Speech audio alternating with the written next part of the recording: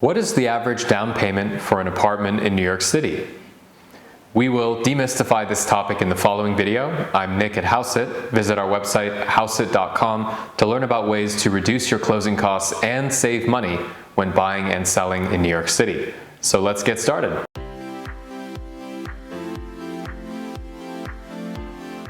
The average down payment for an apartment in New York City is 20%.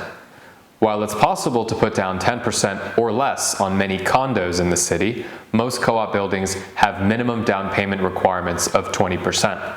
Condo buildings in New York City often have minimum financing requirements as well. If a condo building in New York City does not have a minimum down payment requirement, how much your down payment is will ultimately come down to what loan to value your bank is willing to lend to you at, and what the seller is willing to accept. For obvious reasons, sellers are most attracted to all cash and/or non-contingent offers because these deals have a higher certainty of actually going through. If you're putting down 5% to 10% and have a mortgage contingency, a seller will only agree to do a deal with you as a last resort if there are no other offers. Furthermore, a seller may demand a higher sale price as compensation for the increased risk of selling to someone with shakier financing terms. If you're buying a co-op apartment, the amount of your down payment is a key measure of your financial qualifications, which will be reviewed as part of the co-op board application process. Typical co-op financial requirements in New York City include a minimum down payment, sufficient post-closing liquidity, and a minimum debt-to-income ratio, which is usually 25 to 30%. How much cash you need to buy an apartment is actually slightly more than your down payment due to buyer closing costs. You can estimate your buyer closing costs in New York City using Hauseit's interactive calculator available at hauseit.com. How do down payments work? It's customary in New York City for buyers to put down a 10% earnest money deposit upon signing a purchase contract. The deposit is held in an escrow account maintained by the seller's attorney. If you're putting down 20%, this means that you'd pay the remaining 10% at closing.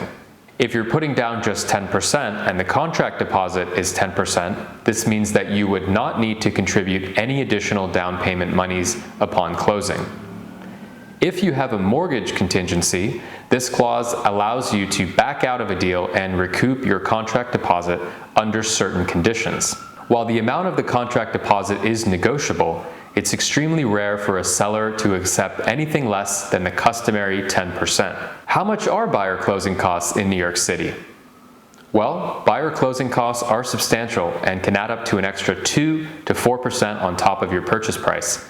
Condo buyer closing costs are closer to 4%, while co-op buyer closing costs come in slightly lower, around 2% for a typical financed purchase. Closing costs for buyers who purchase new construction condo units directly from a sponsor are even higher, and they can range from 5% to 6%. Again, you can estimate your buyer closing costs in New York City using our free and interactive calculator, which is available at hauseit.com. We hope you found this video helpful. I'm Nick at Hauseit. Check out our website, hauseit.com, for any questions you may have about buying or selling, and for ways to save money if you're looking to do a deal sometime in the near future. If you like this video, do us a favor, leave us a comment, like, and subscribe, and we'll see you on the next one.